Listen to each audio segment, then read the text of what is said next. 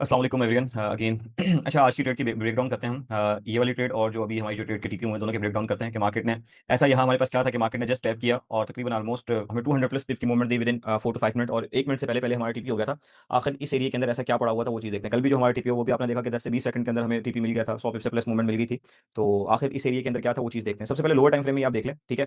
अब मार्केट ने क्या किया हुआ था, अगर आप यहाँ से देखें कि मार्केट ने एक रेंज बनाई हुई थी स्टक, ये देखें, ये वाली रेंज मार्केट ने बनाई हुई थी, दिस वन, ठीक है, दिस वन।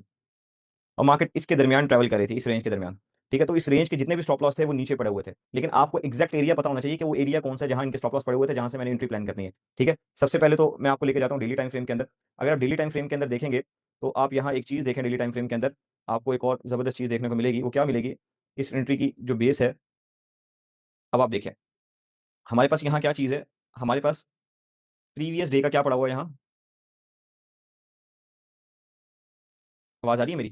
प्रीवियस डे का हमारे पास क्या पड़ा हुआ है, ये प्रीवियस डे का लो पड़ा हुआ है यहाँ, ठीक है। तो हमें एक चीज पता है कि यार लास्ट टाइम जब मार्केट ने मतलब कि स्वीप किया था प्रीवियस डे का लो और उससे ऊपर कैंडल क्लोजिंग हुई थी, ये चीज मैंने आपको बताई भी थी, अगर याद हो, कि अगर प्रीवियस डे का लो स्वीप हो रहा है और मार्केट अप साइड पे क्लोजिंग दे रही है तो वो लो बड़ा इंपॉर्टेंट होता है, ठीक है। याद है आप लोगों को? चैट बॉक्स में मुझे बताओ, याद है ना आप लोगों को? यस जी जी, ठीक है। इसके आप रिजल्ट चेक करो कि मार्केट ने टैप करती कितनी फास्ट मूवमेंट दी है।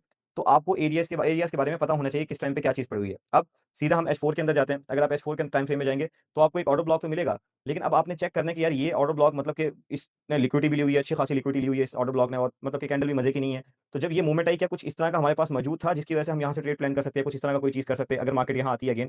तो इसको सीधा M15 के टाइम फ्रेम में आप लेके जाएं, आपको और एक और क्लियर डायरेक्शन मिलेगी। वो क्लियर डायरेक्शन क्या मिलेगी आपको, ठीक है, ये देखें कि जैसी मार्केट ओपन हुई थी, दिस वन, अब मार्केट जैसी ओपन हुई, ठीक है, गैप डाउन से जो गैप आप लोगों ने देखा, तो मार्केट के अंदर जो मोमेंटम आया, जो स्ट्रक्चर शिफ्ट लगा था वो यहाँ इस एरिया से लगा था। जो मार्केट ने पीक पकड़ी थी, ठीक है, वो कहां से पकड़ी थी?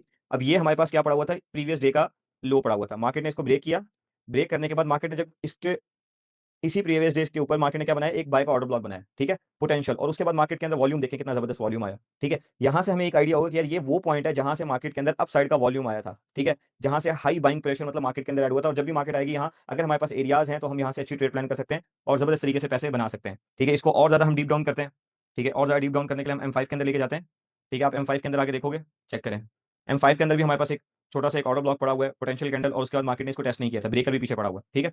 तो इसी बेस के ऊपर थी मार्केट ने, आप ये देखेंगे M5 के अंदर यहाँ लिक्विडिटी क्रिएट की हुई थी, दिस वन, मैं आपको दिखाता हूँ, ये देखो, ठीक है। M5 में मार्केट ने प्रॉपर लिक्विडिटी क्रिएट की, दिस वन, एक मोमेंटम दिखाया यहाँ से।